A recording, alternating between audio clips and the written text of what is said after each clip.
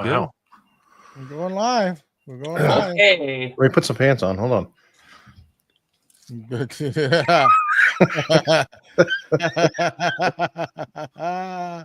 was a pants-free podcast. Instagram's up. There it goes. We just Behave went live. yourself, Wackerle. It's always me. We need to put a banner up. Okay, Wackerle, behave yourself now. Act like an adult. Yep. Heck, when I act like an adult, y'all just don't get it. Yeah. Uh-huh. There you go. Special Officer Doofy report. That's Wackerle. So you never bother me when I'm back in my room. Okay, we're live on YouTube. We have anybody Here we in are. there? Oh, we got some people. Some people. Mm-hmm. Peoples. Welcome, everyone. Oh. Y'all ready, Howdy, boys? Welcome. Yeah, let's do it. Here we go.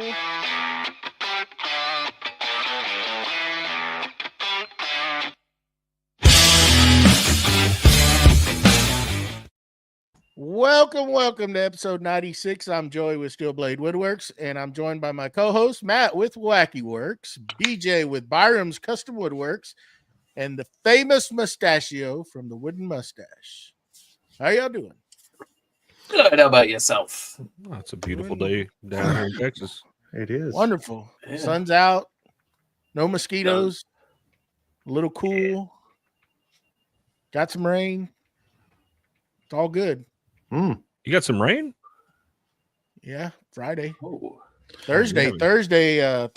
Yeah, Thursday it rained pretty hard. It's been raining here since Saturday. Since Saturday. And hadn't let up. It's supposed to rain until Wednesday. Heck, across town went they got like 2.5-inch hail Mm-hmm. Oh, dang. west of where I live. It hit pretty hard. On that end, we could see the thunder and stuff. We just got a bunch of rain and some wind. Neighboring town about 30 minutes away from here had a tornado touchdown, took some roofs off, and did some damage out that way. It was funny because one of us, we were talking about tornadoes, I guess in one of our little chats or something. I said, nah, not too often. And hell, that night, one touchdown. And I was like, huh, well, Go ahead. Speak of it. yeah. It's that Beetlejuice thing. Say But it was crazy. You know how people will say it sounds like a freight train or whatever, but sitting out here, we could see that storm as it was moving in, but you could hear that sound like that roar, Mhm. Yeah. like that woo, and it was wild. Yeah. And like the sky turned a little greenish, like a different color. It was weird. Oh. Green usually means hail, is from what I've heard. Hell, it don't mean green. We haven't. We've been dry up here since what, Tuesday, Wednesday, which has been nice because I needed to get the yard mowed, and it was still, some spots were still a little wet, but had to get it mowed. It was looking pretty rough. Yeah. Mr. Bennett, no, we weren't on Friday. Everybody took the weekend off. We all had obligations to do. Well, I went out of town. These guys, I know they were all busy doing other stuff, I believe. I don't know. Yeah. Yeah. Maybe this Friday we'll have one. There we go. See what happens. Yeah, it should be around. I should be around. Yeah, it was kind of a weird week. Mustache was out of town, coming back in. Just busy. So Yeah. those will only happen when we have a time and everybody can get together. So anyhow, well, why don't we get this rock and rolling, Mr. BJ? Let's get over into this beautiful segment that we like to call "What's Glue with You." Not yet sponsored. Maybe one day. Could be. You never know. Need somebody. Telling you. We to jump on need that someone train. to come in here like a boss and Oh. show us dogs how to do this. This guy. You like that? Well, we'll start it off with the man, the myth, the face of the podcast, and the question that everybody wants to know: What's in the box? He Where's, missed where's it. my thing? Ah, It's horrible. That was failed. terrible. We've got so many new assets in the media catalog. I couldn't find it. Failed. What'd you get? Oh, you got a The bench. Hurry up dogs, and read the- it because this thing's heavy. Can you the see me bench trembling? cookie. Well, it's out of focus. I couldn't read it. Uh-huh. Dang. Have some of those. It's Yeah. a bench cookie plus gripper master kit from Rockler Nice. in the box. Those the those box. fit in dog holes, don't they, Joey? And They there can. goes your live on air sign. Yeah, I shouldn't have thrown that like that. Ah, Yes. Yeah. Nice. Yes, they do. I Looking love me forward some to bench cookies.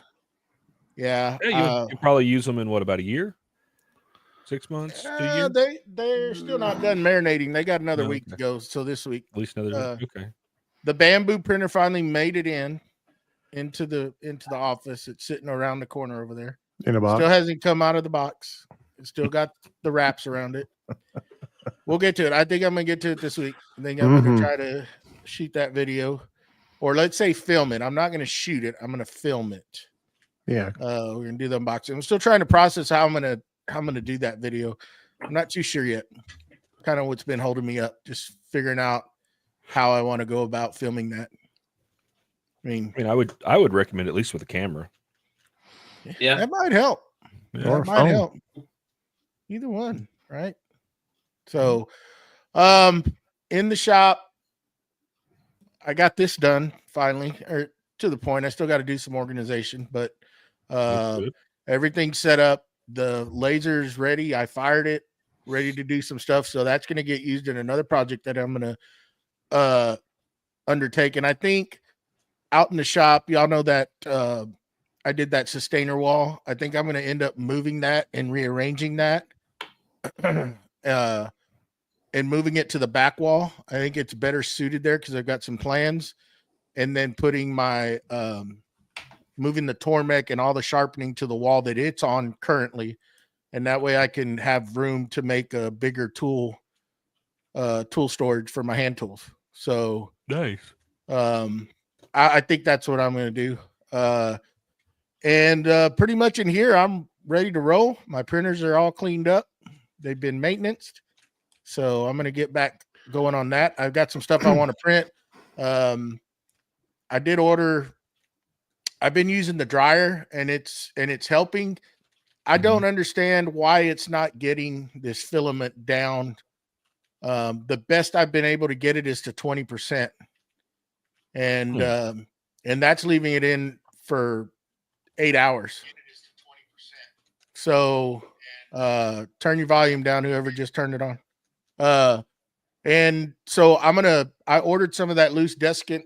Mustache had ordered some, and I need to 3D print some of those holders to put them in the actual bags.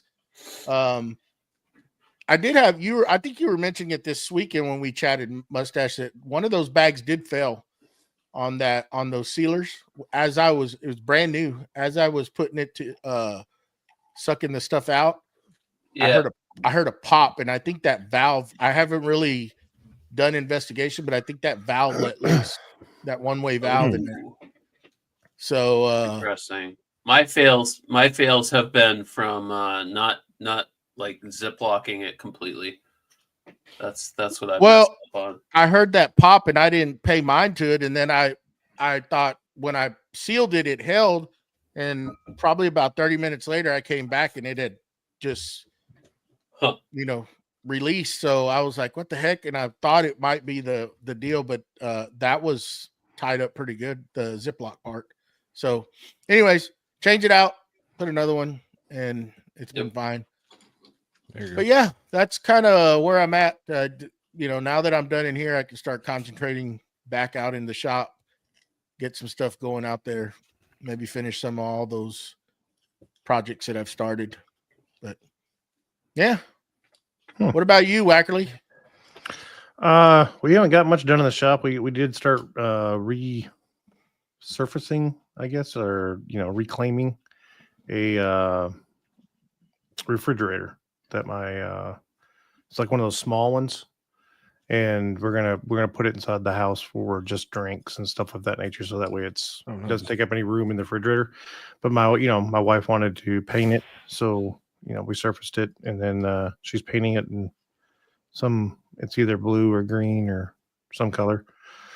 I don't know, but I know she ran out of it, and we had to go to Home Depot and get her some today to finish that project up. And she's got all the parts pulled off from it and painted, and then the actual stuff. Yes, that's right. Diet Cokes. That's right. Or her root beer. So, but yeah, so we done that, and then we started cleaning up the shop, getting ready for. I got to do some casting. Got to do some casting. So I'll be casting up some pen blanks, some knife scales here shortly.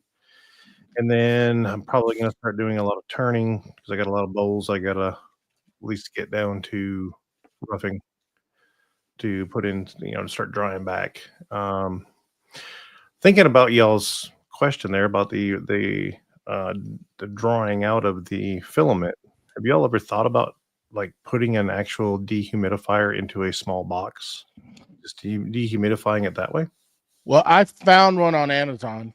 It was actually pretty reasonable. Well, I mean, I say pretty reasonable for what you're getting. It was a storage box like the size of a, mini refrigerator.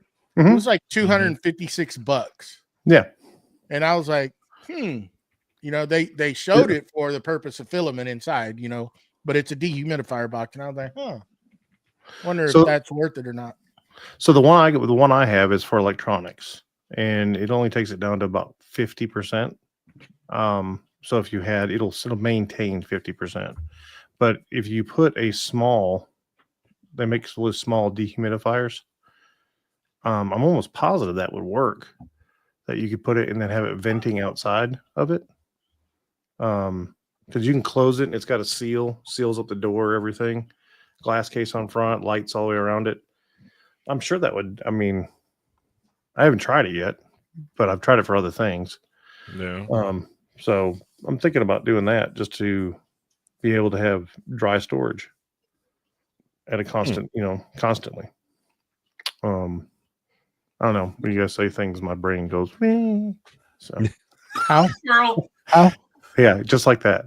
If you didn't catch it the first time, you'll catch it on the reel.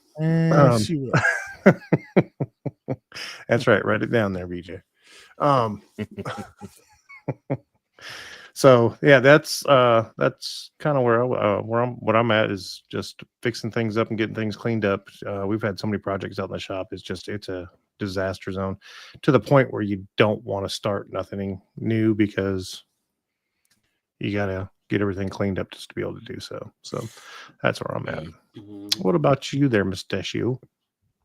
Well, I was in Vegas for most of the week. I did get out in the shop Friday night and Saturday night. I still had a bunch of lumber that I needed to put somewhere.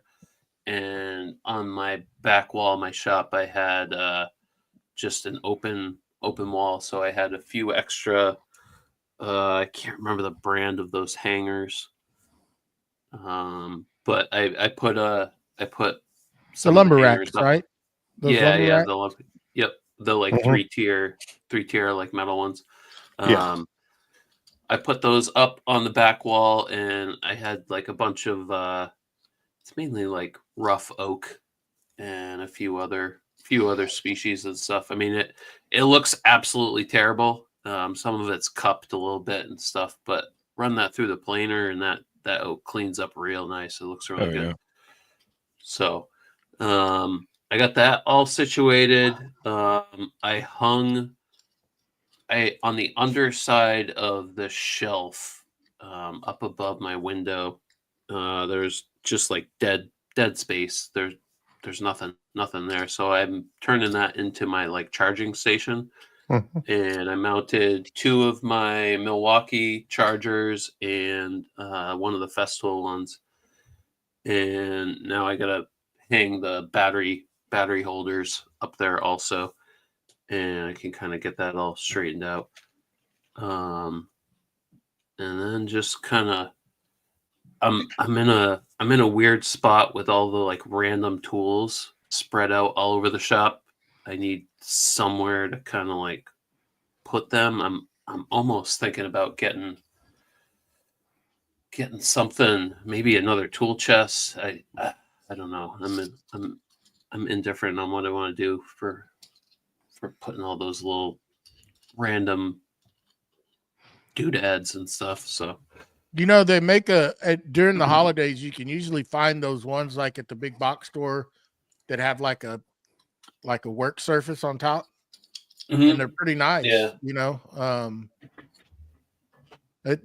Come with a lot of different options. I mean, pretty neat. Some of them even have one that'll raise, and that can be like a battery charge station or something where like right underneath it lowers back down. Some even have one that I like. It even has a table that expands out and makes the top bigger, like if you need more work surface. Ooh, oh, that's kind of cool. And those are usually around probably, I've seen them for as cheap as about $6.99, and it's a big box, but it's a big toolbox. A lot of storage. I don't know if I want to spend that kind of money, but just a thought. Well, I'll look around. You don't have a lot of room in there, anyways. I mean, No, you want to be able to tuck the storage that you have, and I've found that sometimes the best way to be able to get more storage is to organize the storage that you already have. Yep. Just saying. Oh. Yep. I agree. I mean, I have a what is it, like a three-piece tool chest from I think it's Craftsman.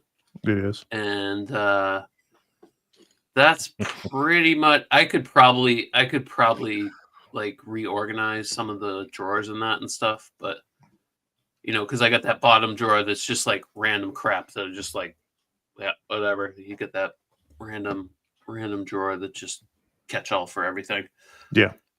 But maybe I'll build a cabinet or something. I did start 3D printing some of the 45-degree can holders, and oh,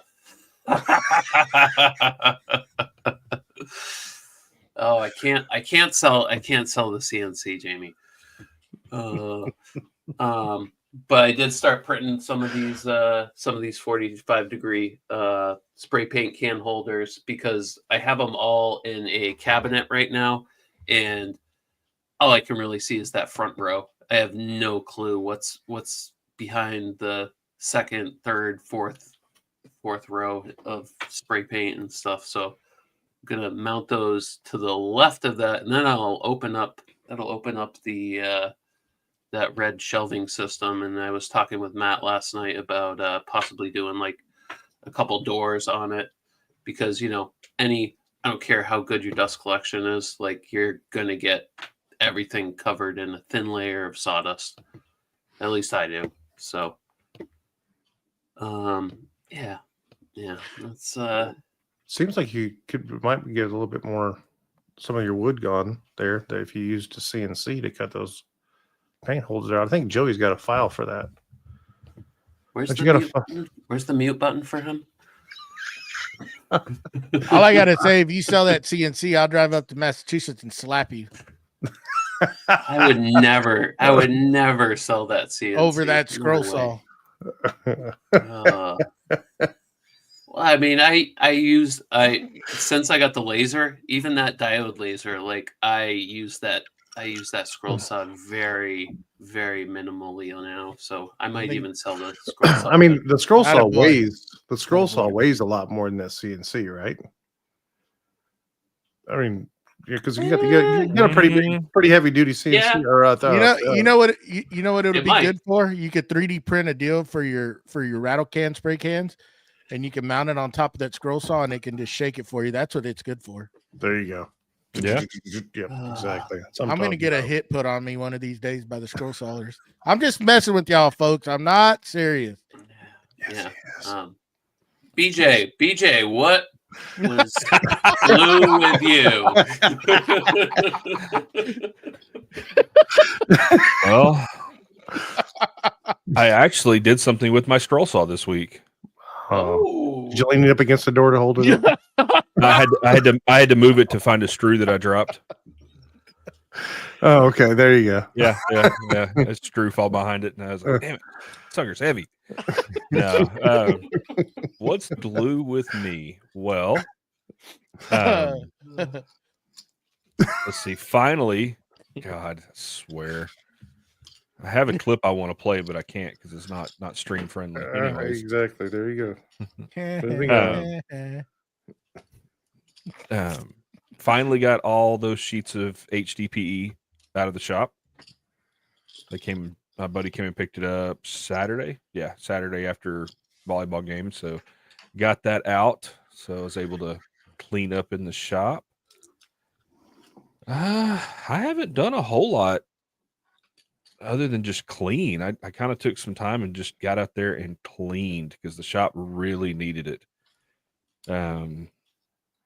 We call that the mustachio syndrome.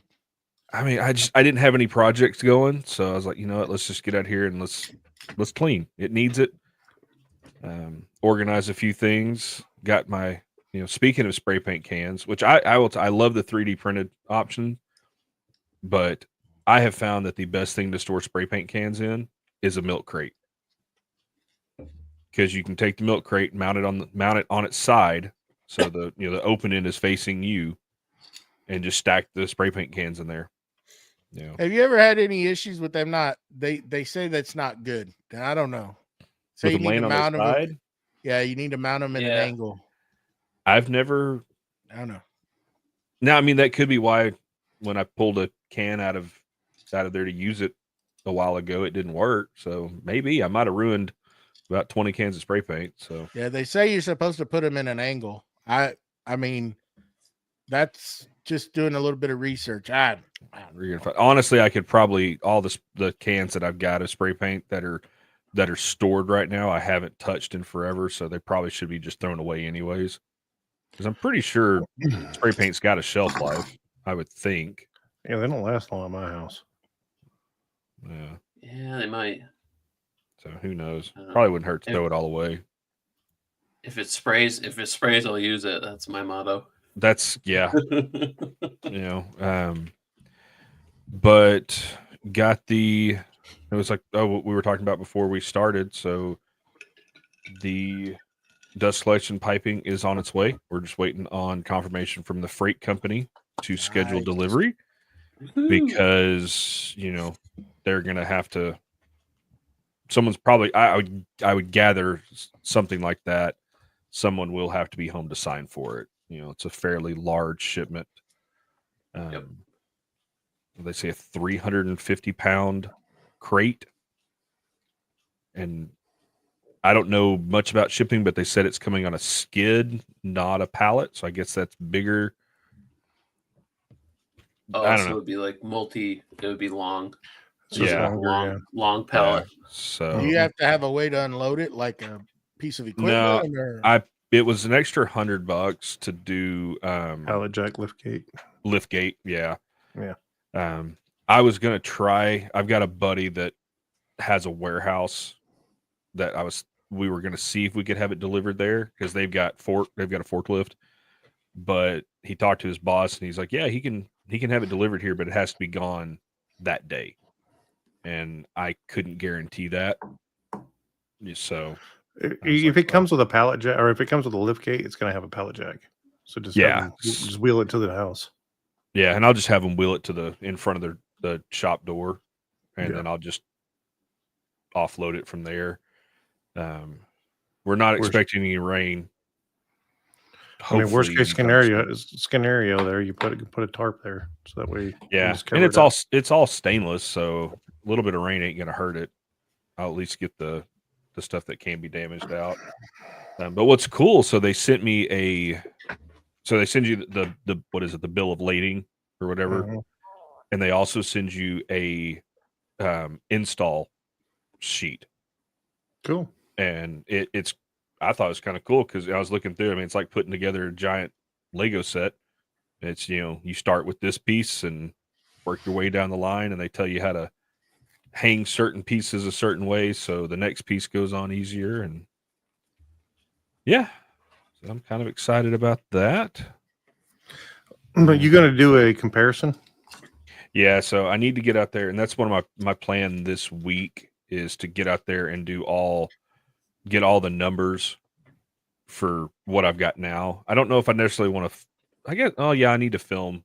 I should probably film it where it is now, and have all the numbers, and then film it after. So we're doing 2 videos. That's what they requested. So they want an install video and a test video. And are you gonna do the flex line that you have coming off your stuff, and then hard line it to see what the difference is? I'm just gonna leave it. Yeah, because the flex hose that I've got now, that's how I'm gonna measure it.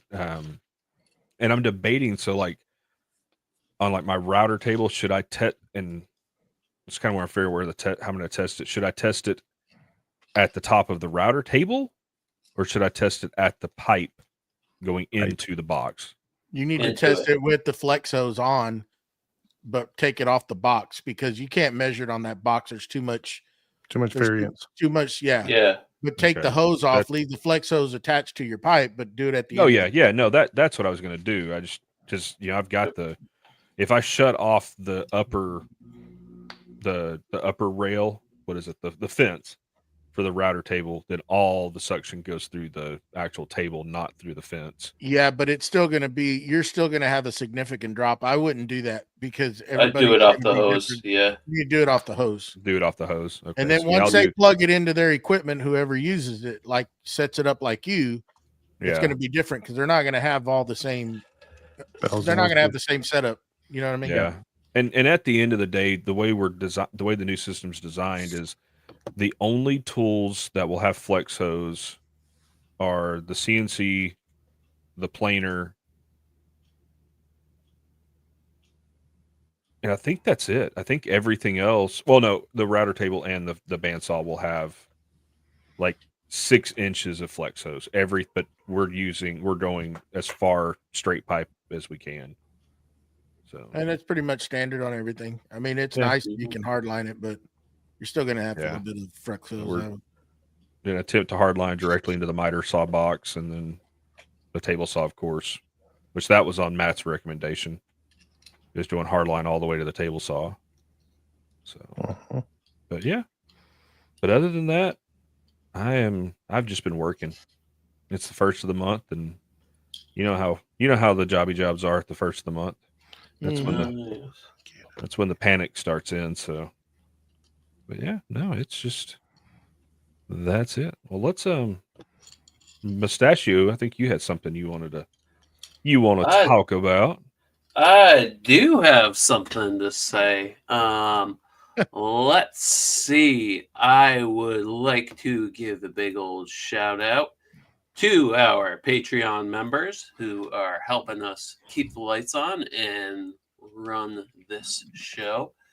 I'd like to give a shout out to Keith Drennan from Blackthorn Concepts, and Scott Shirk from Willow Creek Lumber, Don Patterson from What's Next Woodworking, Mike Holmes from Broken Lead Woodworks, Matthew Serio from Artigiano Serio, Jason Sullivan from JM Sullivan Woodworks, and Victor. God, I didn't write your last name down, Victor, and I feel terrible. Victor from Whim Designs, and Victor was my Santa Claus for the CNC, so I am dropping the ball over here. But if anyone would like to join those fine folks and help us support the show, we would greatly appreciate it. You can head over to Facebook, YouTube, or Instagram on the Creative Makers page and get on our Patreon and become a member. So thank you, everyone. Appreciate it. There you go. And we're getting closer. 4 more shows. 4 more shows. We got a pretty good lineup leading up to there. And then we have the big 100th episode. So I hope to see you all there. And just remember, you have to be present. Anyhow. So, okay, hold on. I want to interject something real quick before we get into our subject. Because I did a little Google foo real quick while he was talking about that. Because the spray paint thing It got me thinking. Oh, And everything I've been reading says that and these are like artists that use spray paint a lot. They leave it on their side because it keeps the solids from settling to the bottom and potentially clogging the hose. And several comments in this thread I'm reading are like, oh yeah, I've left cans on their side for 5-6 years, shake them and they work. Now, granted, So on their probably, side, not on their bottom, not yeah, standing straight up and up. yes, Okay. so Yeah. horizontally, not vertically. There you go. Now, this is also a I don't know if necessarily call it a graffiti forum, so it's like graffiti artist type stuff. So they're probably using much higher quality spray paint than what you're buying at the big box store. So that could make a difference too, because you know the stuff that we buy at Lowe's, Home Depot, and Walmart and all that stuff. That's usually not the best quality. It's because it's usually the nozzles for me that go bad. They clog up. Well, you're supposed to spray it once you're done spraying. You turn it upside down and give it a squirt. Well, but there's so many some of these new cans you can spray in any angle and upside down. So if you spray them upside down, they still work. Yeah, but that's just before you store it. Have you ever seen that happen? Have you ever? Well, seen yeah, that? that's what my mom used to always tell us to do, is like using spray varnish and stuff. You'd always turn it upside down and spray it real quick. But I've seen some of these newer spray paints where it's like, oh, spray it any angle, even upside down. So if you're turning it upside down, it's not doing anything. But I get what you're saying, because yeah, we were always told to do that back when. So yeah. So anyways, I thought that was interesting to throw out there. All right. Well, we're going to jump into this topic here, and we're going to talk about woodworking jigs. Hey, nobody said we were dancing. What? Dancing? Who's dancing? Who's dancing? A jig? Oh, come on, really? What Joey thought we were with that hat on. Come on. I hate everything.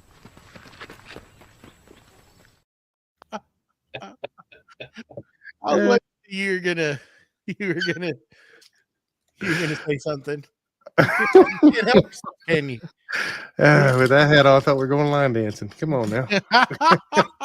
Yeehaw! Scoot and buggy. Anyway.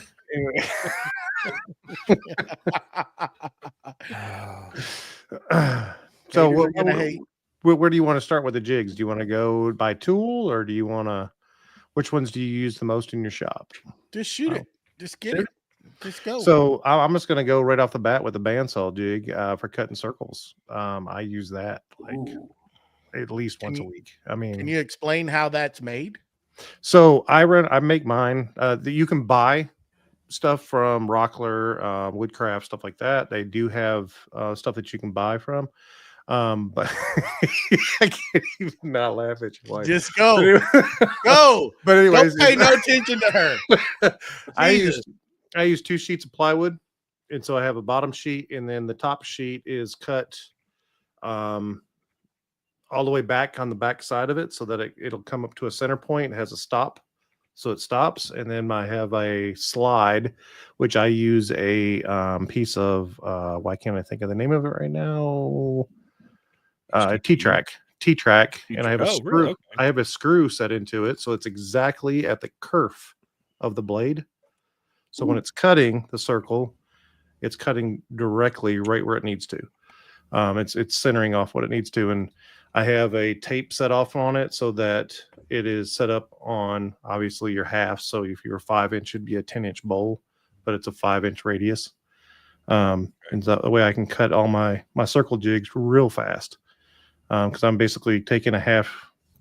We have a log cut in half, cut the pith out of it, and then I'm just cutting the circles so that way I don't have to round it off on my lathe and beat myself to death trying to do that. I've already knocked down all my edges on that. It makes it real easy. Cool.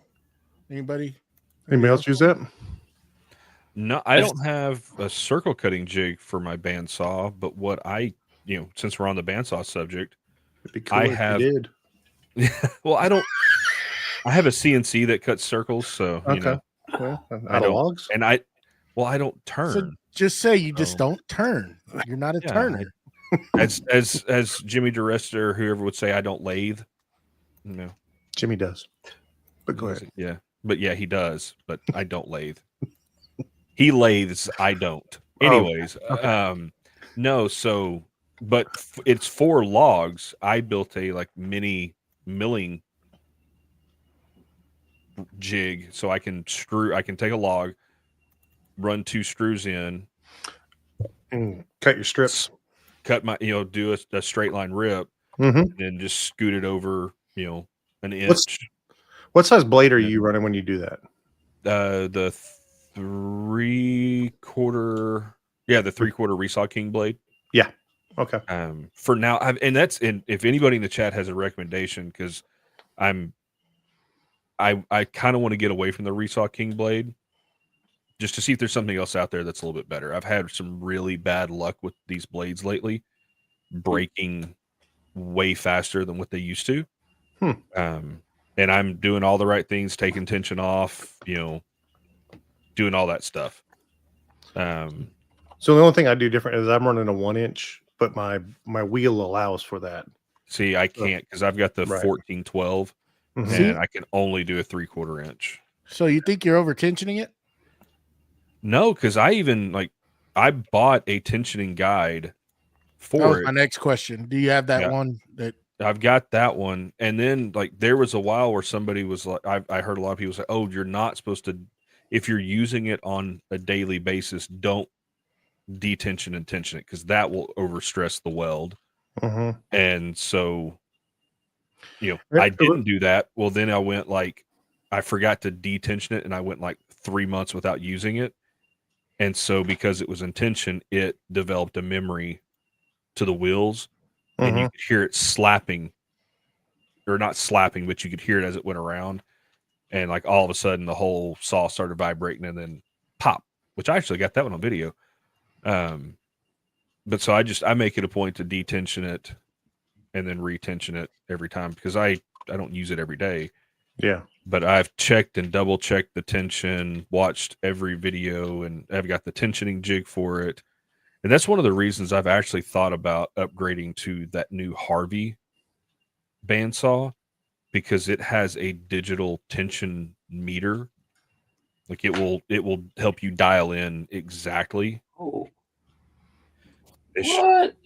I don't know the price on it, and I don't know I think that one's only in their 220 model, but I just don't know what. And I've heard a few other people that have had some issues with the Reebok blade, so I don't know if Laguna's just gone down a little in their quality with their blades. And what's crazy is I've never had one break on the weld. It always breaks mid blade. What kind of guides are you running? Are you running bearing guides or are you just running brass guides? What are they? No, it's not brass. It's whatever Laguna puts on theirs. It's not a hard plastic. Hold on, let me look it up. I can tell you what it is.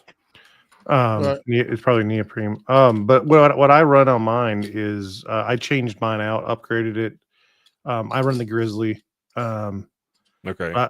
But I have I got the upgrade automatically. I went to the wheel bearings.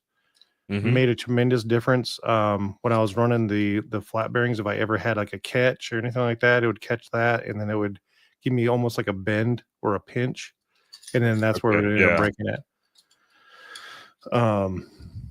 And then the other thing is push speed, making sure that you're not, pushing it a little too fast. That was the other one. And that's how I've always made sure, I take my time, don't force anything, just let it goes. Right. Let it go. But go back to the jig. So that jig, it's a 2-part because it has, I can do full log. So I've got it set up where I can do a 2-foot long log up to it has to be a certain size. I think 6 inches is the smallest I can go just because of the way it mounts. And what's cool is the piece that the log mounts to, it can come off. And then I've got the Wackerle hold down clamps that I'm putting the T-track, and I can run if for any of the boards I'm doing, charcuterie boards or anything like that, I can do a straight line rip with it too. So it's not. What's your max thickness on yours? 10? 13-inch. 13? Oh, for the bandsaw is 13. Yeah, it's a resaw capacity of 13, but with the jig, I lose 3/4 of an inch. Yeah. 3/4 of an inch to an inch. Yeah. Yeah. And I just to go sideways for a second, I didn't know about that Harvey bandsaw that you were just talking about. Mm-hmm. Did you look it up? That is almost $7,000. Ooh, okay, never mind. We're not upgrading to that anytime soon.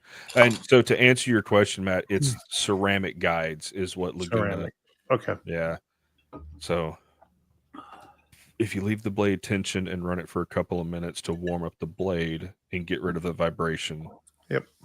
Huh. I never thought about that because it's usually just tension it, turn on the saw, start cutting, and go. No, and see, ours has like the Grizzly has a tension guide on it that you can see it through, and I can just tension it more or whatever. And then it's got a chart on those each blade has its own chart of where it should be at. Okay. Yep. But I would definitely upgrade it to the bearing guides. It might help. Mm-hmm. Because they're rolling and what you're doing is basically friction. Mm-hmm. So that could be adding to the problem. And you see it when you're resawing or anything, you see it sparking against that rear guide. Well, so that's the bad thing. That's what's messing it up. Yeah, because that's your thrust bearing there, and that's not good. Correct. That's going to weaken anything. Yep. Yeah. And then that back bearing. So it's the upgrade was 2 bearings, a round bearing. It's a bearings on the sides, and then it's got a bearing in the back as well. And so it's not rolling with it. Yeah, exactly. You never get a spark or anything off from it, but you're not supposed to push it hard enough where it touches that anyways. So your lineup, if you watch Snodgrass's his setup, the bearing should be back far enough away from the kerf that it doesn't interfere with that.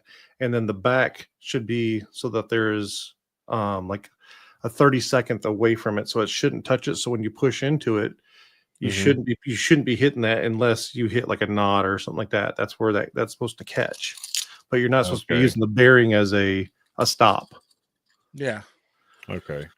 I've watched that thing like 50 times when I was setting it up, and then just watch the setup and how he set that kerf up, and that helped me out when you're setting that kerf up on your wheel. Yeah. And then set your bearings up based off of that. And there's Carter sells a setup. Like, I'm pretty sure they're going to have your model. Now, I don't know if you could cross-reference anything over like to Grizzly or if what is yours, a Laguna? It's a Laguna. I just looked at Carter Tools. They've got it for like 3 something. And then sawblade.com has it too for the 1412. Yeah, so. I think Jason has one of the Carter guides for his bandsaw. If you want any information, Jason Sullivan. Okay, one of our patrons. One of our patrons. That's right. Well, Jason, if you're listening, shoot me a message. I'd love to talk to you about it. I would definitely look into that before you buy a whole nother saw, BJ, because that'd probably make a big difference. Yeah, they did with mine. Okay. In fact, the bandsaw was one of my worst. It was one of my most hated tools in my shop until I changed my guides, and then really watched. And you skim over when you watch sometimes, but I really sat down and watched Snodgrass's video on all this stuff, and I watched it like several times until I figured it out, and I was like, this is what I'm doing wrong. It's just one little nuance, and it changes everything you do. Okay. And that's the thing, because y'all know I love my bandsaw. It is by far one of my favorite tools in the shop. So this would just make it that much better. And that's why I haven't been using it, because it's like, there goes another $150. Yeah. And used to, and that's why I used to give Laguna props, because used to, if I broke a blade, they were like, hey, we'll send you another one. Because I think back in the day, they had like a 5-year guarantee on their blades, but they've changed upper management or leadership, and now it's a 6-month guarantee only on the teeth or something. They've changed how they do everything. And you said those are Timberwolf blades? No, Laguna. It's the Laguna Resaw King blade. And how long ago did you buy them? These blades are probably, I think my newest blade is probably 4 years old. Well, there was a time, and I don't think it was their brand, but I don't know, depending on who makes them. But there was a time when they had a bad batch of blades going bad, and they were breaking. And I'm wondering if you have some from that time frame. Because I want to say it was around that time frame, and it was a bad weld, and that's why you keep breaking them. They're not breaking at the welds; they're breaking mid blade. I could get it if it was if the weld was breaking. You really think it's the guide? I do. Well, it's adding friction, and then if you're pushing hard, and I'll get up there and jack with it later. Yeah, especially because that's straight and you're catching, and if it's sparking, then it's hitting and gripping, and so it's gonna snap. It's heating that blade up more than it should be. I know Lee from Regal Street. He went through multiple blades on his Laguna shortly after he got it, and I don't remember what brand blades they were. They could have been Laguna, and I don't remember off the top of my head, but I was talking with him one night, and he was like, "Oh my gosh, like I'm just gonna get some like Timberwolf blades or something because I'm done. Okay, like, I'm sick of these breaking on me." Yeah, because those gets expensive, but it does. Another jig, and this is not one that I made, but I really like it for cutting since we're on the circle deal, and it's not going to help for turners, but Milescraft has that router jig for cutting circles. Yeah, and it's very inexpensive and it works great. I love it. I picked that up. In fact, that's what we cut the circle when we were doing the dust collector deal. That's why I bought it, for that reason, just to cut circles. And that thing's easy to set up, mounts to pretty much any router. And I mean, the setup is simple and it works like a dream. That thing is great to use if you're cutting a lot of circles and you want to use a router. I highly recommend that Milescraft jig. I think you pick it up for what, $30 or something. I have the Rockler. I have the Rockler one of that, and I love it. That thing's great. My biggest complaint is figuring out which holes to use and what orientation. I literally have to go back on my phone and look at videos to be like, how is the router oriented on personal problem. I'm just gonna say Matt laughed too. Matt laughed. He's like a little kid, man. Like a little kid. He just what? He can't help himself sometimes.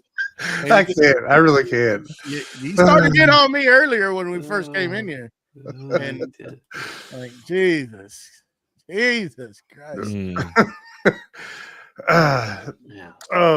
So let me ask this question real quick. Do y'all like buying the store-bought stuff, or do you like making your own sometimes? Which ones do you prefer? Depends on what I'm doing. A lot of times, though, I will, if I can make it, I'm going to make it. Yeah, for like that circle jig that I have from Rockler, I could easily make that. Yeah. But I could also buy it. I could also buy it for $40 and boom, zero work. Work. You know, your time, it comes to the time you want to spend. And at the same aspect, there's other ways of doing it. Like if you had a CNC that worked, you could have like your CNC do your circle jigs. That wasn't actually, I'm talking about all of us. I was talking about all of us. Because Joey has a CNC right now that doesn't work as well. And mine is full of crap right now. So it's not working as well. I think BJ is the only one that's got one running right now. So well, and it's you talk about making circles with the CNC. So the other day I had a buddy come by. He needed to make a wedding, like not like a sign-in book, because I see a lot of people are doing like a wooden plank to sign all the guests sign. Okay. And I was like, well, hey, how big does it need to be? He's like, oh, I need a 20-inch circle, and I've got 2 HDPE, circle jigs. hanging on the wall. And Mhm. of course, the biggest one I have is 18 inches. And I was like, well, okay, I guess I'll use my CNC. Oh darn, you Mhm. know. Yeah, no, I mean it's super simple just to put a Yeah, circle on it and have it do it, and it's perfect. No work really involved. Oh, well, there is with the setup and everything, but you get what I mean. yeah, oh yeah. Wait, So going, and the reason I asked about the manufactured is I have one that I've had since I think it was passed down to me actually, and it's from the early '80s. They had it before then, but it was a tenon jig for your table saw, and so it is cast iron, okay, and it's got all the cranks and locks everything in place. And I did a video on doing castle joints on the table saw, but I made my own and I didn't use it because I thought to myself, not everybody has this jig. So I just made my own jig that ran off the guide. And but that jig right there is amazing.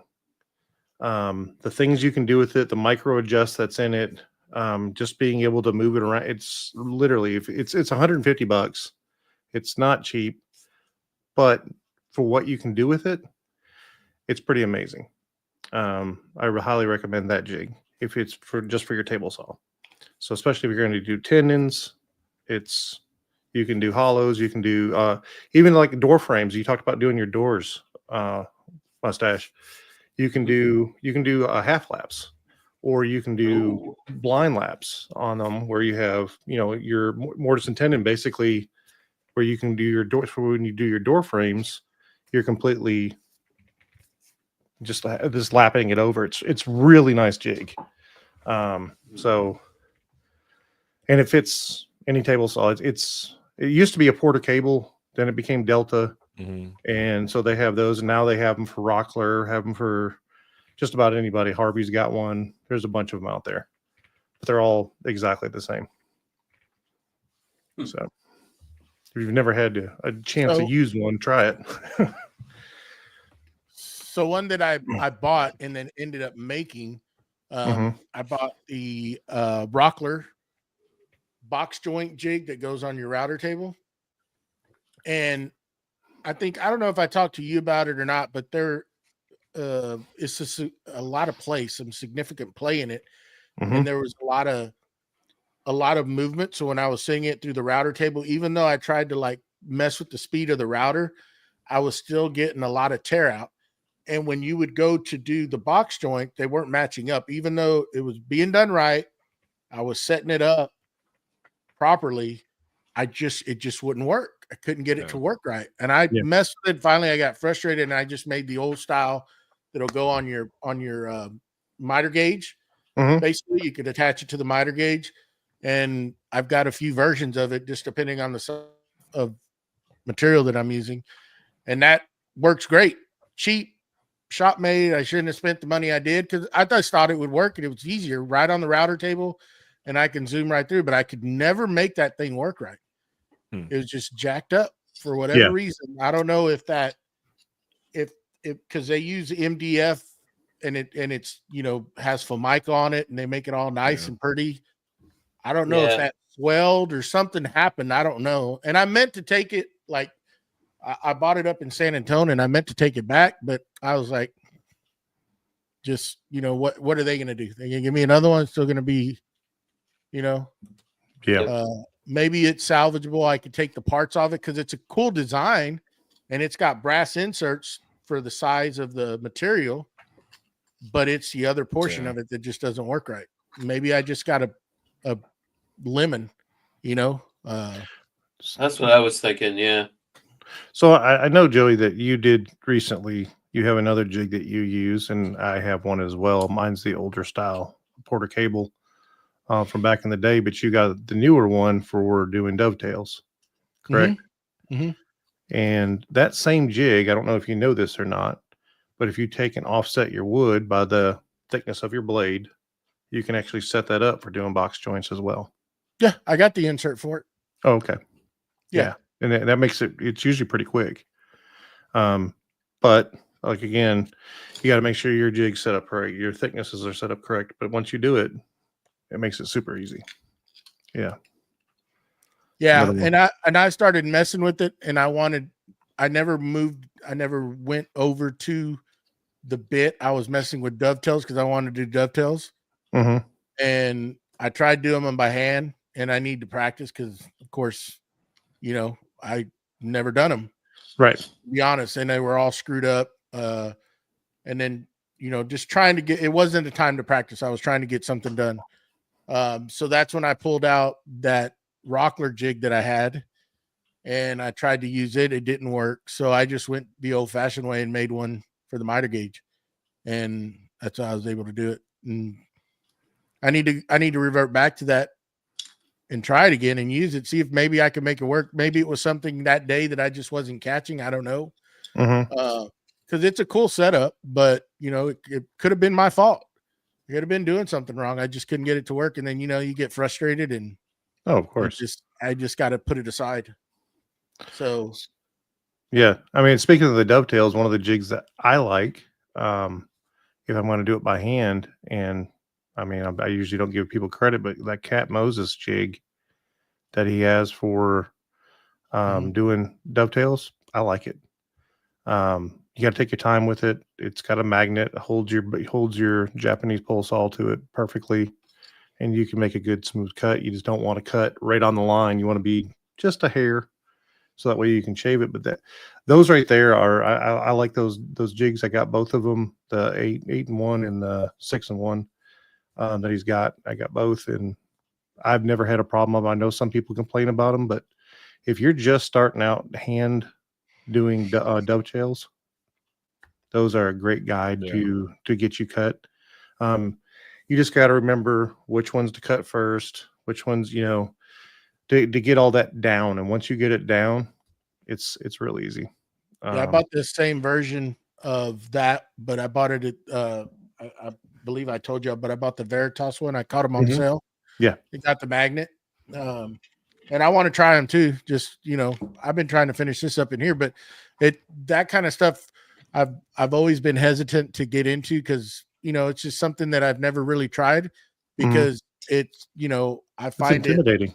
It is intimidating. Yeah. It's intimidating. It really when is. I tried to do the last one free-handed, I was like, oh no. I mean, those were horrible. And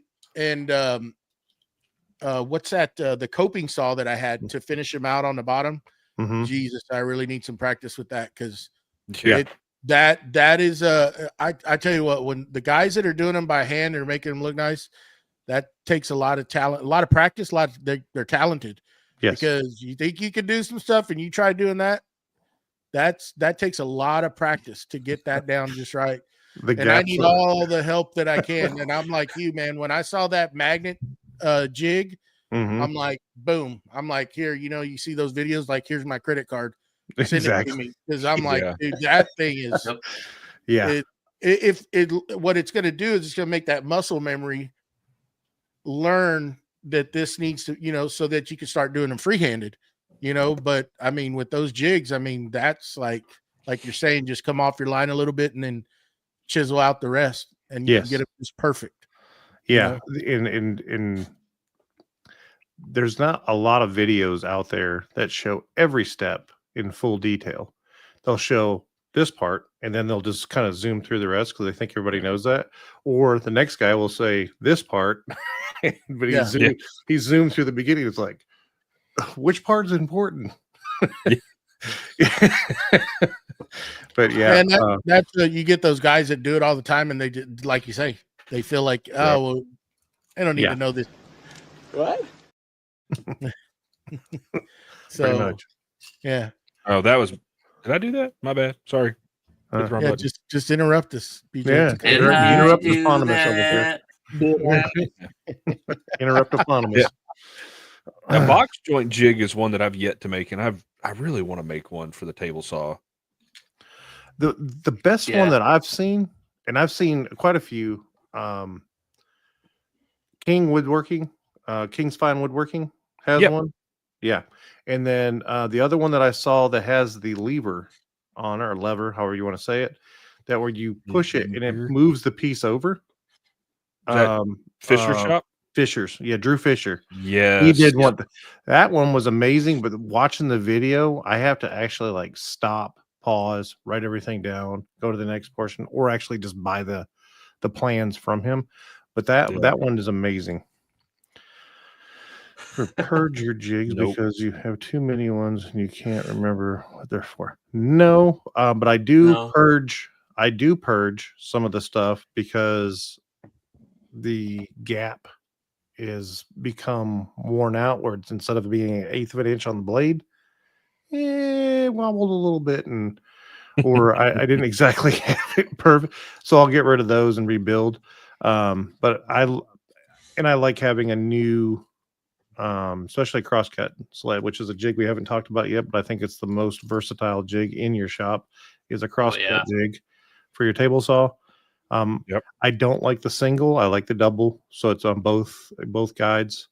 And I do the 5-step the 5-cut method to be able to do square mine up. And once I'm done it, then I make sure that I have that particular one for a long period of time. I take care of it. But that one right there is one that I think it's the most versatile blade or jig in your whole entire shop. Yeah. So I've got the Rockler one, and it's a single rail. It just because you have the one side and you have the drop off side because you can get all or nothing. That is the single. Yeah, you're right. I never thought about that. And I absolutely love it, especially for the fact that I primarily only use it at 90, but it goes up to I think past 45. I don't remember because I don't use it that often past other than 90. But it's it's convenient. It's not huge because I've built them in the past, and it's like the thing's as long as my table saw is tall. So then storing it becomes a pain. This one's small enough where it tucks nicely underneath the table saw. Yeah, I got my design is between King's Fine Woodworking. I got his, and then Nick Ferry did one he's out of Wisconsin. Yep. I know Nick. Yeah. Yeah. So it's a cross between those two. Yeah. My original one was based off of Nick's, and then a former guest that we had on here, Casey from C. Reeves, he made one a while back, and it was just absolutely beautiful because he used that black melamine to do it with all red T-tracks and everything, and it just looked freaking killer. But I agree with you. Yeah, a crosscut sled, you could almost go without having a miter saw. Yes, it's the thing. If you don't have a room for a miter saw, like we talked a couple weeks ago, because some of those miter saws are so freaking deep. Right. If you're doing a slider, freaking crosscut sled, man, that's that's really all you need in a lot of cases. Well, if you look at King's Fine Woodworking's, his is actually has an insert. So like you have the top, and then he has an insert to his, so that you can it automatically pops in and does the 45s and does everything else to it. Oh, so cool. Okay. Yeah, so it's a 2-in-1, actually 3-in-1, because you also can do why can't I think of it right now? My mind's drawing a blank, so we'll just come back to it in a minute. But it's I know when it's like this, I'm not going to remember it, but it's for cutting long pieces and squaring them all up. Kind of like that. About. Yeah, but that's another jig that goes to it. He's got that set up on it as well. But that whole jig system that he's got, I love it. I've been following him for years. But yeah, he's got a couple good jigs on that one. So it's basically it's got the T track on it and everything, and then it's got the 45 track that goes to it, and it drops in so that way you can do it from both sides. Yeah. Oh, cool. So, and talking about table saw jigs, so I'm trying to remember who it was that made it, but they and you might remember as I talk about it, a picture frame jig for like splines. For splines. No, for cutting your for doing framing, for doing the frames. Yeah, talk about Rockler that no. So that's the one that King's does. The picture frames. I think David Pachuto made one, and it's got a ruler built into it and everything, so he can set, and it's got stop blocks because he makes a lot of picture frames. Now that I say it, yeah, it was him. And I don't make a lot of picture frames, but I also hate making picture frames because I think they're a pain in the ass. Yeah. But I think Delicate. a jig like that would make it so much easier. But it's also one of those things that's like, I would make it, use it a couple times, and then probably not touch it for 5 years. Yeah. Well, that's something like that you're going to know if your saw's set up right or anything, because especially for new lighters, you're going to find out the ugly truth quick. Yep. Yeah. So, yeah. I don't know if Newton makes. Newton makes. I don't know. Huh, I don't recognize. So Jamie said Drew from Rockin' H Woodshop makes a nice one too. He does. It really does. His is really modeled off from the other ones, those other two that I talked about as well. But Drew does a really good job of it, but he does a really good job of explaining it. So him and King's Fine Woodworking both do a really good job of explaining how to square it up, how to get everything taken care of, and that 5-cut method, and then measuring your piece. And that tells you exactly how to move your back fence. Really is very helpful to get everything squared up, because once you get that back fence squared up, then you can run everything straight off from it, and it makes it so much easier. Yeah. Do y'all have any? Oh, go ahead. I was going to suggest a jig that you don't like, and I know exactly which one I'm going to say, but I mean, is there anything that y'all don't like on jigs?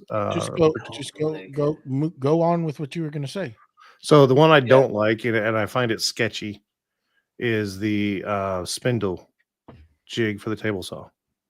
Spindle jig. Oh, where like you're using a table saw in with a place drill? of a lathe. Oh, yeah. I've seen some where they're. That looks sketchy. I think very sketchy. Crafted Workshop did one, but the way he built it, the blade is fully enclosed, like you are, or no, I think it was Wobie Designs, where everything is completely enclosed, like your hands are nowhere near the blade. Yeah, and there's a couple like collection that. and everything, but still, it's Izzy sketchy. did the same thing. Izzy did the same thing. There's a couple of them. Yeah, it's they do a remarkable job, and I guarantee they got it turning out great every time. Don't get me wrong. Yeah, to me, just a little sketchy. Still, yeah. Well, I mean, that's not how the table saw is supposed to work, though. You know, you're putting. I mean, he's not only doing spindles on it; you can do bowls. Inside and outside. It's just, I mean, great setup, and if you are comfortable with your setup of doing it, that's great. I think that's great. But me personally, I just don't see it. Well, and I guess not necessarily a jig, but cove cutting with a table saw. I mean, it's you've put you've mounted pieces to the table saw where it's like 45. It's like 45 degrees going into the blade. Oh, and it's even like circle cutting jigs on a table saw. Like, get a router bit. Get a router. I mean, hell, use a jigsaw. Mm-hmm. You know, and use a scroll saw. Jeez, use a scroll saw. Joey, do not use a scroll saw for something. I'll just you can't even cut a straight circle on that thing. Yeah, the Canadian dude does it too. DIY built. Yeah, there's a couple of them. Yeah, and I'm not saying you be safe in your shop and I'll be safe in mine kind of thing. You know, I'm fine with that, but I just don't feel comfortable with it, and it's maybe because I haven't been a part of it and actually done it. And I just look at it, the pressure that you're putting on a blade and which way it's supposed to go. And it's, I think, Dan says, you know, it's putting pressure on those bearings so that you're putting pressure on your blade this way. Well, it's made to go this, not this. And so you're now now you're going to get where your blades, all messed up. And I just don't think that's a good thing. Or you could weaken the brazing with the carbide teeth. Yeah. There's too much, to me, it's too much risk. If I'm, and I've been known to, if I'm, you know, because I don't have the dado set up for my saw stop. So I'll cut dados or not dados, but cut like half flaps with my saw. And, you know, you've got everything cut out and then it's like take it and just kind of slide it across the top of the blade to clean it up. Like, Yeah. that's a very, I mean, you're taking off a 64th or it's still thin. maybe Right. Yeah. maybe a 16th of an inch. Like, that's not a lot, but yeah, hogging out that much, like, there's better ways to do it. Mm-hmm. Yeah, you're asking for a kickback and Yes. something could Only lead to happens worse. Just like once. that. Yeah. Mm, Just like that gal that did it. That video went viral where she was using it to. She's using her saw stop. Luckily, she had a saw stop to do a it circle. pulled her hand into it. Oh yeah, Yeah. like that. Oh, Everybody thinks they're going to be quick enough, but when you're held on to Mhm. something, that happens so quick that your mind can't tell your hand to let go go, fast. Yep. and it's No. going right into that blade. You know, Yeah, exactly. Dangerous. Anyhow, I mean, there's other ways you can do that. I mean, you just think about what are your digits worth to you, you know? Yep. Proper tool for the proper method. Yeah. And that's I what come back to. type. I sit at a keyboard, and these fingers make me money. So I'm gonna be. So to cheap out on a $30 jig or just Mhm. making something else on another tool that you have, it's probably the best way to do it. Don't make a jig, try to make a video to go viral so you get all these people to give you heck about something that you did. Be smart about it, be safe. Yeah. You Yeah. can't put back a finger once it's gone, you know. You're not a lizard. Let's talk about jigs that make things safer. So one of my favorite jigs that I use all the time is a flattening jig for my planer. So Like a sled. A I've sled. got to, a like, sled. Put under. I've got a 3-foot Mhm. piece of plywood or MDF, so I know it's nice and flat. It's got a stop on the back, and then I can hot glue wedges in place to if I'm trying to plane a board or Mhm. something you that's not get flat. your one side flat, and then Mhm. then when I'm done, and then you're pulling it back over, you got that side flat. And now Yeah. you have that to compare to, or that you're 'Cause running. if you don't through. have a Yeah. joiner, Mhm. Reference I surface. guess Yeah. kind of a joining sled or whatever, or joining, Yeah. and I use that sucker all the time because I've tried the skip planing method, but if that board is really wonky, even Mhm. skip You don't do planing it. is not going to do it. Yeah. So just to answer JP's thing here, just for a comment on it, yeah, are the views really worth it though, to be able to sit there and lose a finger, or stick a board into your stomach because you got a kickback or whatever? No. No. But I mean, some people, you see some of the same reels coming out where they're doing things like that, and they're just out there trying to grab views, trying to get Exactly. something to go viral. Yep. And it's like, I mean, to each their own, right? I'm not Yeah. going to get into that. It's whatever, it's just be safe. Oh Don't yeah. do that 100%. stuff. So Why you yeah, go ahead. I mean, but I was going to say, yeah, I agree 100% with you. And I was thinking about what BJ was saying about safety and what jigs I use. Somebody just commented the micro jig. I use a micro jig that goes on top of my my fence, and it's got a kickback or feather board on it, and I can slide into, and it stops. It doesn't stop it. It helps prevent it. Yeah. From Yes. coming back Well, yeah, at me, and it holds it down. So Yeah, when you're into your piece, and you're hitting the backside of that blade, Mhm. it's not coming up. Now, one of the things I don't use for safety is I don't use a rising knife. And it's because I have an older Riving. model riving knife. Riving. Yeah. Well, if you don't use one, you don't know what it is. It's a knife that rises. Exactly. You There go go. ahead and call him out, Mustache. Go ahead and call him Exactly. out. I He like it. deserves Call me He out. I deserves do. it. Yeah. He deserves it. But the reason I don't use it is I have a 1948 table saw, and the only place that I had it is it used to come on the back side of the table saw, and so that's where it was attached at. So if you look at a 1948 Delta, they had a bar that went through the back of the table saw and then came up. So it was this far away from the blade. Foot away from the blade. Yeah. Oh wow. What's the point? Yeah. And so I then mean- they made a like what's the name of that company? Shark. I can't remember the name of it. Shark something. But they made a an add-on that would go right in the back of the blade. Mm-hmm. But every time that you move your blade, adjust your blade, you have to, if you put it on an angle, it doesn't follow the angle. But then you would have to raise it up. You have to take off the insert, raise it up a little. You got to do it every single time. And it just got annoying. So yes. And so I'm more careful on my cuts. And if I feel that it's moving or it's pulling, I just turn off the blade, flip it around, cut back the other way. But that feather board that goes on the top helps hold down the piece so it's not lifting up on the back end on you, and it's not wanting to pull it back towards you. So another one that's good are the Jessam rollers that go up there. Mm-hmm. Those things, I love them.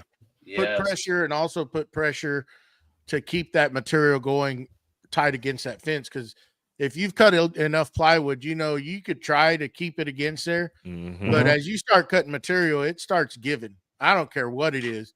Oh, yeah. And that pinch there on the backside of that saw blade was going to cause your kickback. Mm-hmm. But those guides are nice to have if you can, they're a little pricey, but they're worth it. If you've ever had a kickback, I mean, it makes you gun shy after you've had a good one. It'll scare you.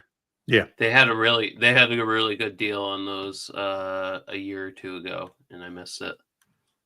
Yeah, I think that's when I picked mine up, was when they had that deal, because I love mine. Yeah, those look super slick. Well, I mean, so Okay. going back to one of the comments, because you have these, BJ. Do you use the micro jig like grippers? I don't have any micro jig. I have them, and I don't use them as much as I would like to say I do, but I have homemade push sticks that actually, I don't use a push stick. Let me rephrase that. It's got a tail on the back end of it, and the handle is over top of the piece, so it keeps pressure down on the board. That's where most people use push sticks, and it doesn't do anything for lifting up on the blade. And I'm always skittish on that because that lifting up on the back end. Yeah. So I have micro jig, and I love them. I don't know why I procrastinated in buying them. Once I bought them, I ended up going and buying more, just because for all the purposes, whether it's on the joiner or just the table saw. I bought another set, so as I'm pushing, just to, if it's a long board, just to kind of help. But man, those micro jigs where you could space it out, and I think they're worth every penny. That little short, I mean, you can do up to what, like a quarter of an inch, like that thinner side on those grippers. Yeah, and it's super thin. And you talk about that. Oh, go ahead, Matt. I have two of them that I literally I did not pay for either one of these. I was on another podcast and won them 2 weeks in a row. But I have two of them sitting there. One still in the box. I'm pulling a Joey on it, and then the other one I assembled. And I still have not. I played with it a little bit, and I'm so used to my push sticks that I already have. I haven't used them, and that's So if you don't want the other one, Matt, I'll send you a box with a hat in it with a return. Right. I'll wait for that. I was fixing to tear into you. I was like, maybe he'll trade it for a hat. I'll wait for the hat to get here. You wait for the hat, okay? Yeah.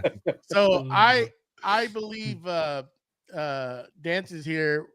He's talking about that jig that has a bearing that goes in your T slot on the left side of the blade. Mm-hmm. And then you adjust to that. I believe that's what he's doing. I finally got one. I have not used it, so I couldn't tell you if I like it or not. I've had one for 3 or 4 years now, and I don't use it a lot, but when I do need to use it, it's nice. Personally, if I'm having to do thin rips like that, I'm going to the bandsaw, unless I'm just ripping, a 6-foot board.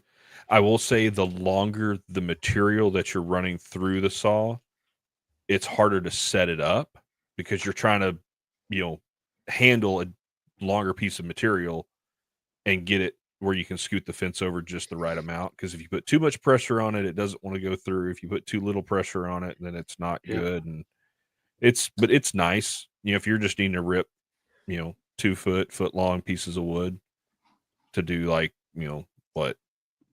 what's it called? Thin rips. Edge banding. Yeah. Like edge banding and stuff. Yeah. It's Yep. great for that. Yeah. I do. I think it was worth what I paid for it. I have the mag switch. I have the mag switch version of that. What he's talking about, and I've only used it a couple times. I haven't played around with it enough, but the few times that I used it, it worked great. Yeah. Well, I mean, again, the table saw is going to give you pretty much, if you got a good blade, going to give you the good finish. Oh, you might not have to do anything Best versus consistent. bandsaw. It's a little easier on the sole. You're not as tense, I think, because it's just, not a table saw, right? Because it can go real bad on a table saw real quick when you're doing stuff like that. So I don't know. I mean, that's just, I haven't tried mine. It's still in the box. Just put it out there. I haven't used it. I got it during the holidays and I haven't tried it. So I don't know. And I needed to cut some I needed to trim those shelves off back here, but I had some edge banding, so I just ironed it on. Yeah. I was gonna cut some, but I said, this would be a lot easier to do it. So that's what I did on that. I had there for a while. I had there's just a 2x4 that had I cut a lip on the backside of it, and I used that for thin rip, but running it on the blade side. So having the fence, a 1/4 inch or 1/8 inch away from the fence. And it was all right. It was still a little sketchy just because if it goes left, it's going to go left fast if you're not careful. You start. Yeah, you're spacing out like an inch away from your. No, like an 1/8 of an inch or a 1/4 of an inch. Your piece you're gonna use is between the blade and the fence. And it can it's one of those things like, all right, boys, we're about to get Western. It's about to, I've had a few kickbacks where it's broken, haven't gotten out from between the blade and the fence fast enough as I lift up the push stick or push block, and it goes flying past me into the back wall. And that's one of the reasons I went and bought that jig from Wackerle to do thin rips. I mean, that's where you got a good combination where you put the Jessam roller guides in there. But, once your material gets so thin, it's kind of hard to get it pushed through there because those guides are in the way. But those are things you got to fight against and figure out what's the best way to do it, But that thin rip jig does put a little pressure on it before the blade to keep it up against the fence. It's once you get into the blade where it can walk if you're not careful. Right. Yeah. Well, I mean, it's just like, going back to the bandsaw. So like I have the micro jig, resaw like helper thing. And, what I didn't like about, cause I have the Harvey, 14-inch bandsaw, and you can add a height thing to that, mag switch, resaw thing, but I didn't like how much flex the top of, so like say I'm doing like a 14-inch piece through, say 13, whatever, it doesn't matter. It's gonna have a little play on the top because like that's just magnetized at the very bottom. It's not all the way up to the top. So I ended up getting that that flap that everyone uses. Was it like green? Oh yeah, I know what you're talking about. That little rubber flap for resawing, and I think I like that way better because is that Gorilla or something? What is it called? I think so. I know what you're talking about. Right. I bought it and returned it. I didn't like it. Somebody out there ought to know what it is. I know what you're talking. It's that green that thing that it just come out this year or last year, end of last year, I think. Thingamabobbers and Dumaflots. Hold on. Bow. It's by Bow Products. Yeah. Bow Products. Yes. Yeah. Yes. It's cool because like even I don't know. Yeah.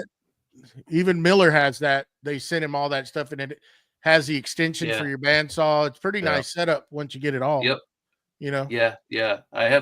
I put the extension for the height on mine, and it works pretty good. I mean, I definitely have to dial it in a little bit more because I've only used it once or twice, and I didn't quite have it in enough. So I probably wanted like more tension on the board, but it was I think it's better than the mag switch one that I had. Leave it alone, Matt. So He's been seen smirking. He's been I've been smirking this whole time. This whole I- time I've let it go. He was Whole time. he Just was let sitting him there. cook. It was, Let him cook, baby. Let him cook. Come on. he was thinking about it. I was like, shut up. It's there. There's yeah, but anyways, so I'll just mute you. my opinion on what Dance has said there was: do you do it on your rip side or do you do it on your other side and make your Yeah. cut? I do it the opposite. So I let my good piece would be on the outside of the blade. My rip piece or anything else, the majority of the piece would be on the inside of the fence, between the Yes. fence and the blade. Yeah. Therefore, having my rip piece be there. Some people try, I don't know how you do it because you're putting pressure against your fence, try to keep your good piece to be between the blade and the fence. There's no freaking way that you can do that. That's what BJ was saying. Yeah, that's Yeah. what I was doing. Yeah, But no. yeah, I had to make a push block out of a piece of 2x4 Yeah. just so I even felt safe to do it. And this was before I had my Festool. This is when I was using my rigid table saw. So Mm-hmm. it was one of those things like, oh man, if this goes south, it's going south fast. That's and where you have your knee ready to hit that paddle stop on that saw and shut it off, you know? Yep. yeah. Because that's That's how Michael Alm does his like patterned plywood veneer. Oh, in between the fence and the blade? Yeah, he has that same Really? space, and that's his cut. He's not guess he's I've not never moving the noticed- fence. I He's guess not I've never moving the noticed fence that every when I've time. watched him do that. I need to watch one of his videos then. Okay. I mean, I guess you can if you just, like you could just pop that if you're following it up with the 2x4 and it's actually hitting the blade, it's keeping it from kicking back, right? In essence. Yeah. Mhm. But But then I've just like I hit said, the I've saw had it off. kick back. Just hit the saw off as you come up to it with your knee and turn it off. I mean, just to get Yeah. that blade to start spinning down. But it's pretty. There's a lot of work in moving parts having to work just right so it doesn't Mhm. kick back. And man, if it kicks back, whoo, And that's why I Shrapnel. tend to do it on the bandsaw. But yeah, it usually if I'm doing it on the bandsaw, then I'm having to go to the drum sander. There's a little more work involved. Yeah. But do that. for me, it's that how much pucker factor do I want in this process? Because I can rip, and there's less waste on a bandsaw, so I can get a lot more out of it than I can with a table saw. So that's the other side. What did he say? oh yeah, oh yeah. Had a hole in Oh, my yeah. ripping tongue and groove. Oh yeah, yep. Yeah. I have one shoot out of my old shop through the. Luckily, the garage door was open and it shot across the yard. Whee! But I was standing to the side because I knew it was kind of a risky Well- thing to do. And when it kicked back, boy, that thing shot out like a freaking missile and went flying across the yard. It's like, yeah, I'm not gonna do that again. And see, I Now- think that's a habit we should all have, anyways. When you're using a table saw, you never should stand behind that blade. Oh no, you're supposed You to know, stand off to the side. always It's stand not off, always but I've- easy. No, it's But- not. But that's where, like, if you're doing stuff where it's not easy, that's where those guides come in handy Yes. Mhm. because it's a third and a fourth hand Yeah. to help Yeah, you. Yeah. Because it puts that pressure, it's got enough taper in it. Yep. We're putting that pressure against that fence. Mhm. So it helps you not have to be directly behind that, and that's Yeah. those are part of the, I mean, I don't know. It's just, I think I haven't bought them, but I need to get them. It's worth it. I mean, yeah, they'll sit in a box for a year, but I would buy a pair. But at least I have them, But see, I'm so aware of what's going on with the table saw because that's, I mean, the tool that scares me the most in my shop, which people laugh at me, whatever, I don't care. Routers scare me more than anything. Using a trim router or using just any, just a router, because I've had more oh crap moments with a router. But I am more aware of what's going on in my shop when I am using my table saw. So like if my kids are out there, hey guys, Dad's about to turn the table saw on, go to the other end of the shop. You do not get behind me. So I got kind of bigger hands. Okay. I mean, they're not huge, but they're not small at all. And what I find is I like to, when I grip around that trim router, is my fingers You either touch go the bit. Yeah. Oh yeah. Oh yeah. And that'll make you. And I've lost more bits that way than I have anything. And I think what I'm going to do, and I've seen a lot of people do it, is put bigger plates at the bottom of it, so that in that way you can put a handle at the plate. And I'm not wanting to reach around and grip a hold of the whole entire router. So yeah, I got the kit from Drew Witt. Mm-hmm. It's the bigger plate. It's got a handle on it, and it's got the dust port on the bottom of it. Mm-hmm. I love that. That makes using a trim router so much nicer because and it gives you that more surface area to hold on to.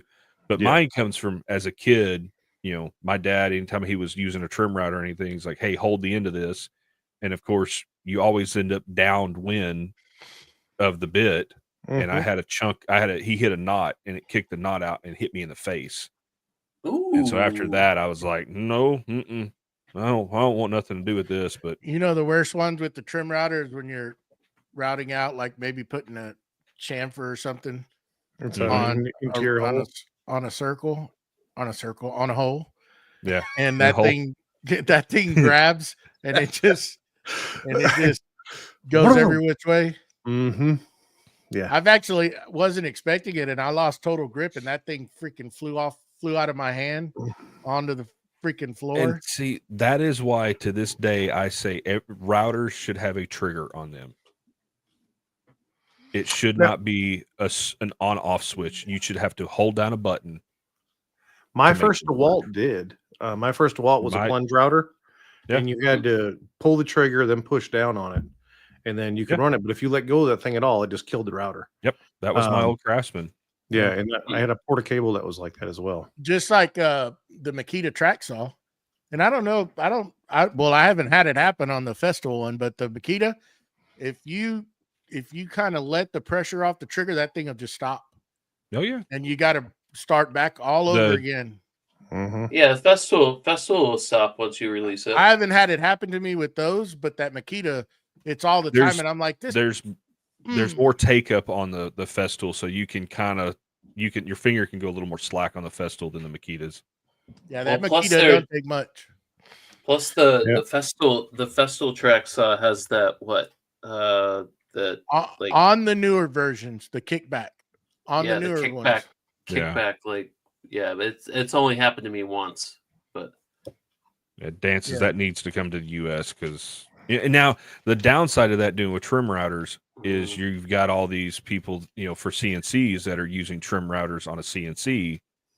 Well, no, I think the downside of it is not only that, but then people that use them as jigs where they flip the router upside down, put it inside their vise, and then run it as a table saw, as a table router.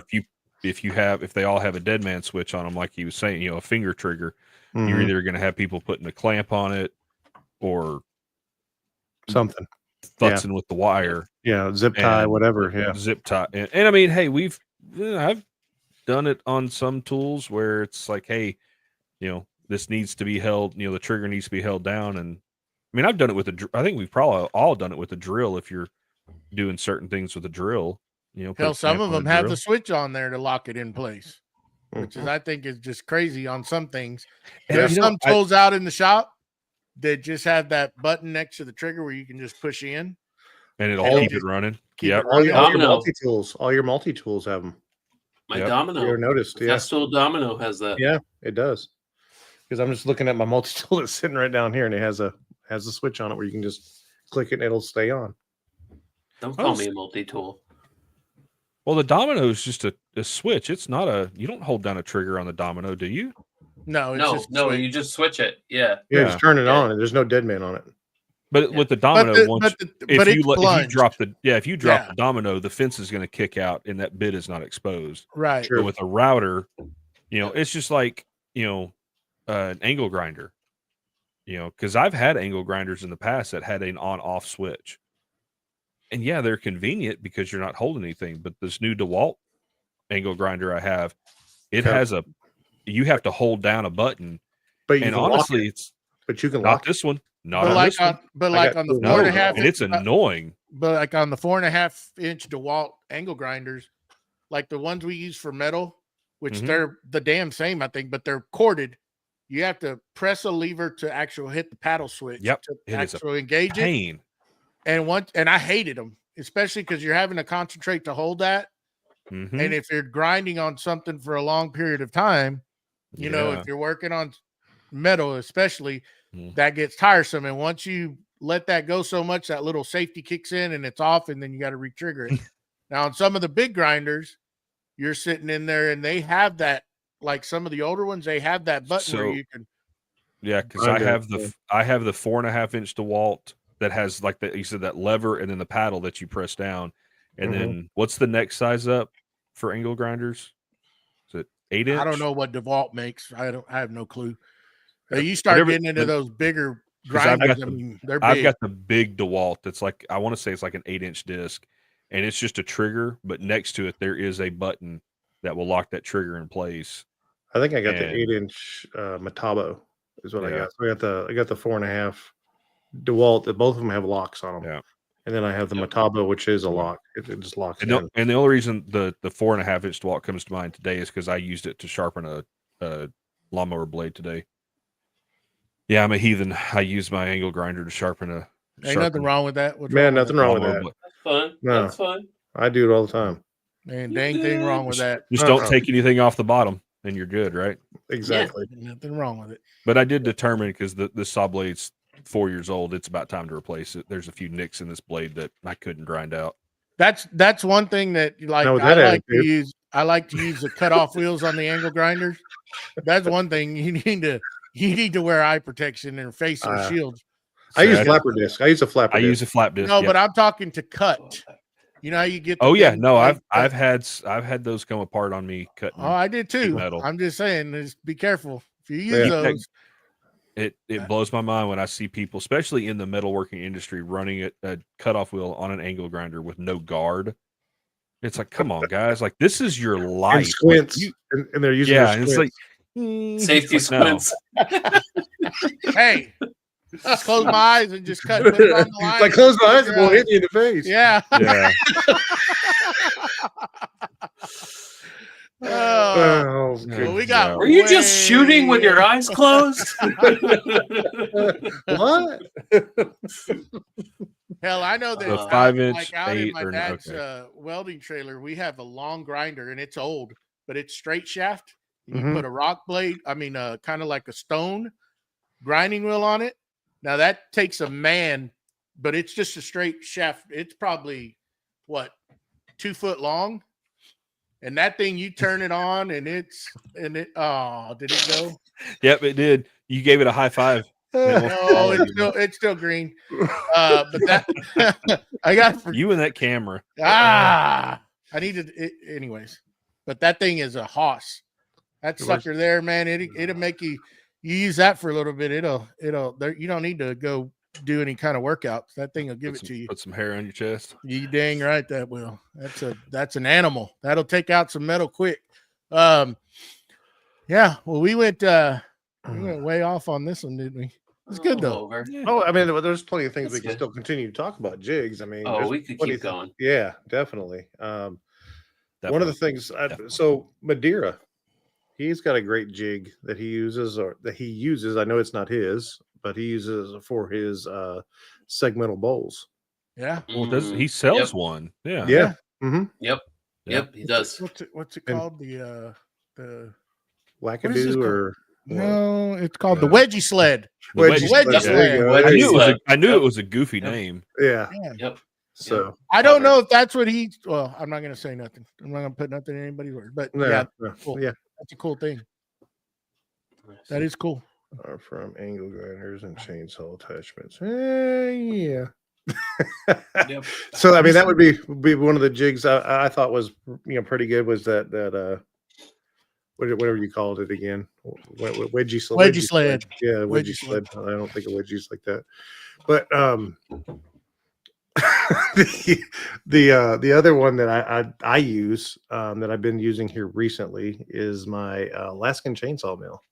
I consider that kind of a jig because it is a guide. It is something that you're riding on a rail, which my rail at the time would be either a 2x12 or a ladder is what I've been using.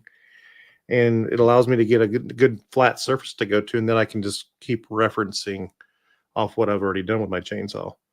Do y'all do any chainsaw milling or anything? Well, No, Joe, you don't have any I don't trees. even. I knew I don't you. I have a knew. chainsaw. I knew you were gonna go there. I just knew. As soon as he said that, as soon as he mentioned that freaking sled, I knew where he was going with this. I know this guy too well. No, Matt, I don't have any damn trees down here in South Texas. So, anybody else know? I mean, I think Jason does. Jason run any Alaska chainsaw mills? He does. Yeah. He does. He does. So, Yeah, sure does. All right, let's wrap this up. Go to the after show. okay. Oh, we were having fun. I was. Okay, Hey, whatever. Take away all my Party fun. pooper. We have deadlines. here. We got deadlines. So I'm gonna just show you something that Jamie sent while we were doing this. I don't know why I'm gonna do this to myself, but Jamie's just Jamie. So We Is love it a you, video of Jamie. you line Thank you dancing? for what you do. Ah! No. with a scroll saw. With the scrolls. See, Jamie, that's not right because there's nothing in a box. It should just have I'm boxes. in the box. Yeah, I'm it should in be the all- box. in the box. I'm in the box. There you go. That's awesome. I Jamie, love if it, you want, Jamie. I love it. Jamie, if you want to make me one, I won't complain. He didn't think I was gonna show it. He Ah, didn't think I saw it. I saw it come through. I saw it come through in Messenger, and I'm like, "Who did he get?" And when I clicked on it, it was me. So, ha. There you go. But folks, thanks again for hanging out with us. It was great. We're gonna head on over to the after show. Go ahead, Matt. I got one shout out to give Okay. JR. He did me this sign right here. I commissioned him to do a sign, and this is the sign he did for yeah. Michigan. Yeah. I got that. I'm building a shadow box for it to go up on the wall. It'll be in a shadow box. Did an amazing job. It looks awesome. Great job. Bravo. Great job. Bravo. Great job. And one thing that I failed to mention, and I'm sorry, but to all the mamas out there, happy Mother's Day to my Mhm. wife. Yeah. Happy Happy Mother's, Day. We do it Yeah. without them, and we need to mention all of them. Whether you have kids or fur babies, it doesn't matter. Happy Doesn't matter. Mother's Day. Exactly. Happy Mother's Day. Yeah. We're gonna head on over to the after show. If you want to join us and you want to support us, head on over there to patreon.com/Creative Makers Podcast. You can find us on Patreon, Creative Makers Podcast. Sign up. You can sign up for the cheapest way, and you can get in there and you can watch us be idiots like we There are, but It go hang happens. out with us. Matt really comes alive in there. Wackerle, I'm talking about, not Mustache. But anyhow, He's thanks asleep. again for joining us. Bye. We'll be here next Sunday, same time, same place, and beautiful See ya. faces. Remember to head on over to iTunes and give us a review. I want 10 stars, 10. 10 of them. And we can also do it on Spotify. We still haven't figured out how to find the ones on Spotify, but we'll get there. But anyhow, until next week, It's in a box somewhere. Yeah. Yeah. All right, guys. Thank y'all. See y'all next week. Later.